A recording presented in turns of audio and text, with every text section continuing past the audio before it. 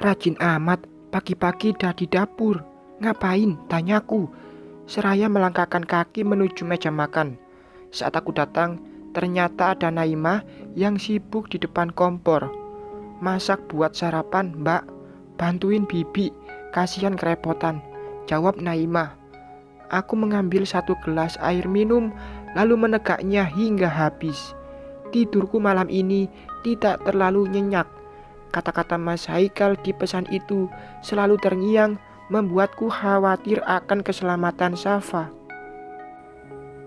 Tidak enak dengan Naimah yang sibuk, sedangkan aku malah duduk dengan senang hati. Aku mulai membantu wanita muda itu untuk menyelesaikan masakannya. Tidak mewah, hanya nasi kuning dengan teman-temannya.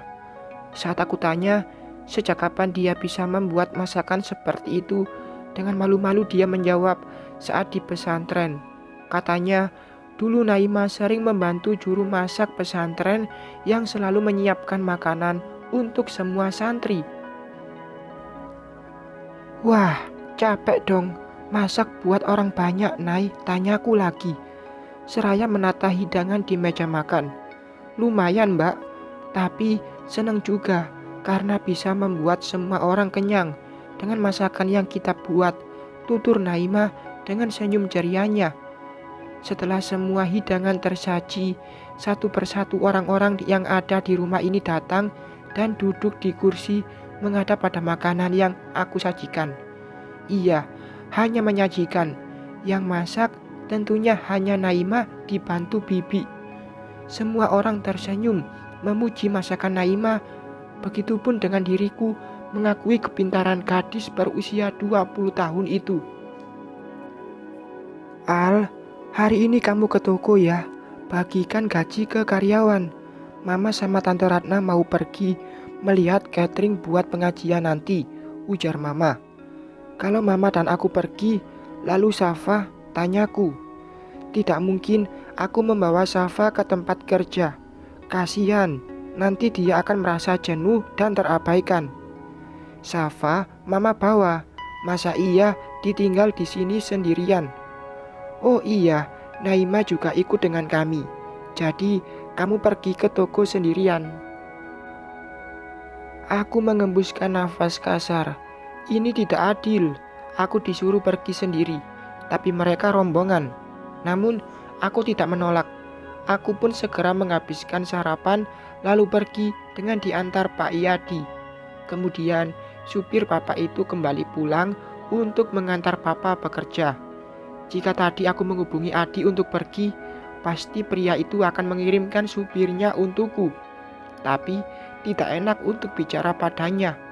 Kesannya seperti aku yang minta-minta. Pagi, Mbak Alina, sapa karyawan Mama saat aku masuk. Pagi semuanya. Duh, udah pada rapi dan cantik.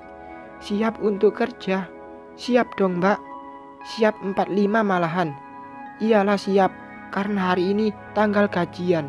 Iya kan, ujarku yang langsung disambut tawa oleh keempat wanita muda itu. Setelah berbincang dengan karyawan, kami pun mulai bekerja melayani pengunjung yang datang bergantian. Tidak terasa, waktu semakin sore dan waktu pulang pun sudah dekat. Buru-buru aku memberikan uang kerja mereka sebulan ke belakang, sebelum jam pulang tiba. Setelah semuanya mendapatkan hak mereka, aku menyuruh keempat perempuan itu untuk pulang cepat, biar mereka bisa berbelanja, membeli kebutuhan mereka sebelum pulang ke rumahnya masing-masing. Dan aku sekarang sendirian di sini, menunggu Pak Yadi datang menjemput, seraya membereskan beberapa barang yang masih berserakan. Alina, aku menoleh ke arah pintu. Aku bergeming melihat wanita yang berdiri di sana. Kamu, kataku, boleh aku masuk?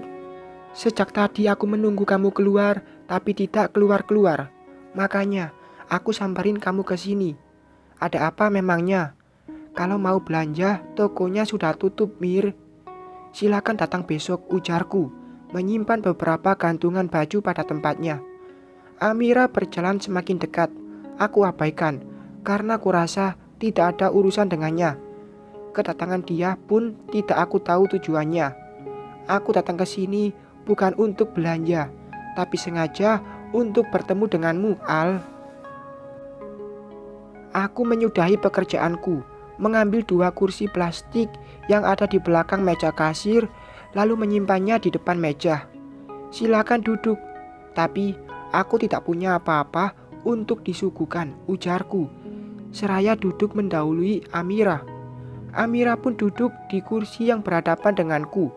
1 menit, 2 menit, hingga beberapa saat aku menunggu dia bicara.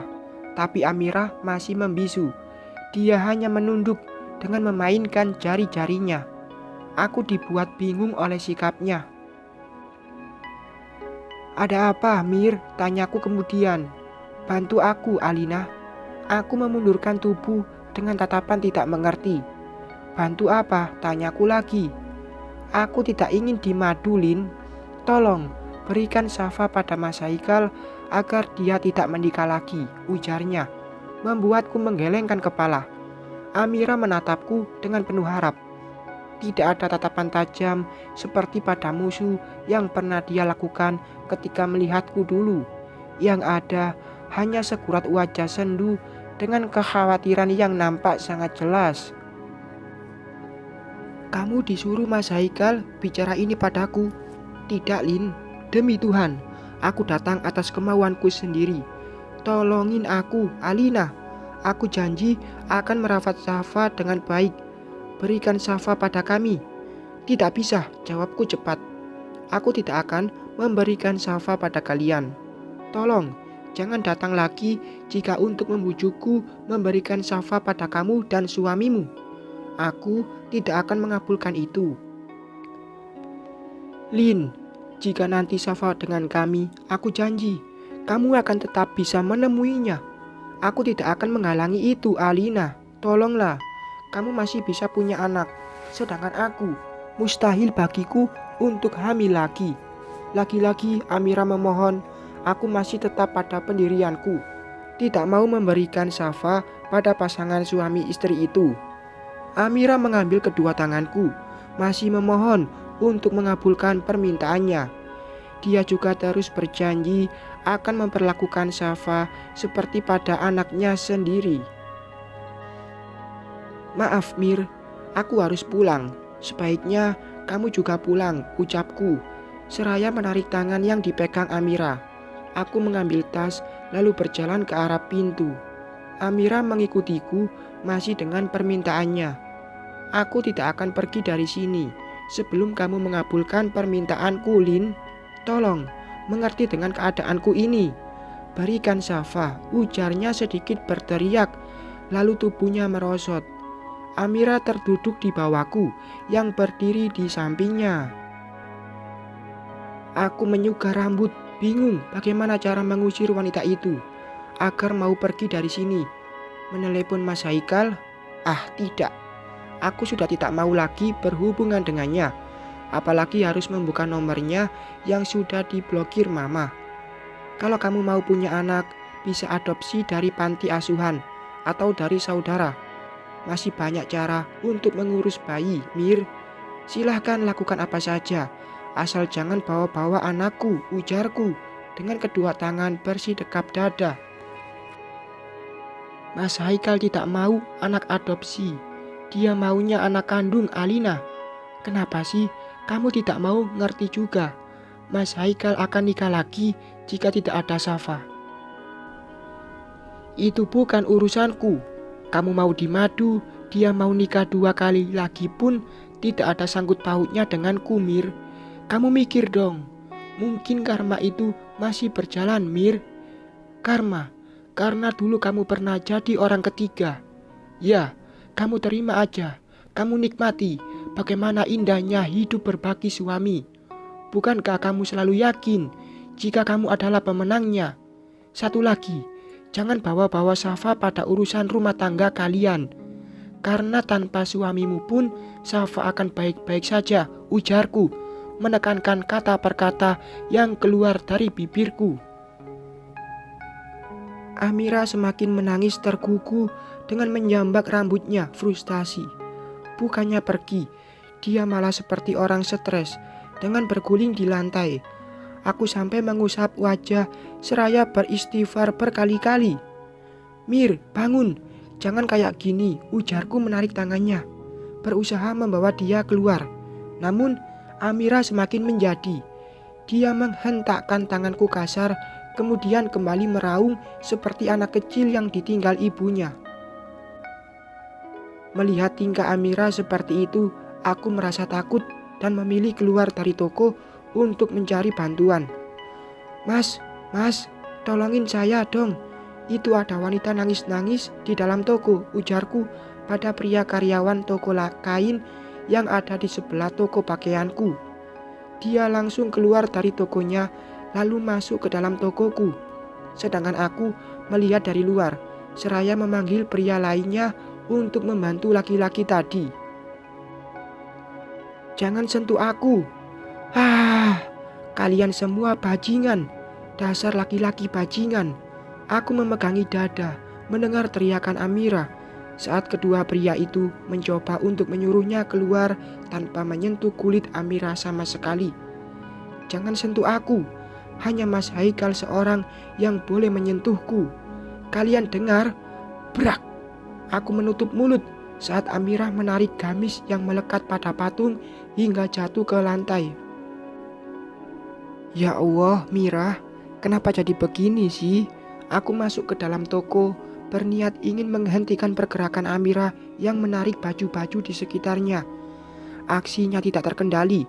Kami bertiga yang ada di sini tidak mampu menghentikan Amira yang semakin menjadi.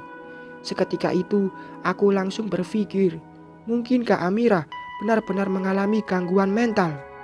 Oh astaga, aku harus segera menghubungi Mas Haikal sebelum semua barang-barangku rusak karena ulahnya. "Ada apa ini, Non?" Pak Yadi datang saat tanganku tengah mengotak-ngatik ponsel. Kebetulan Pak Yadi datang. "Tolong telepon nomor ini, Pak.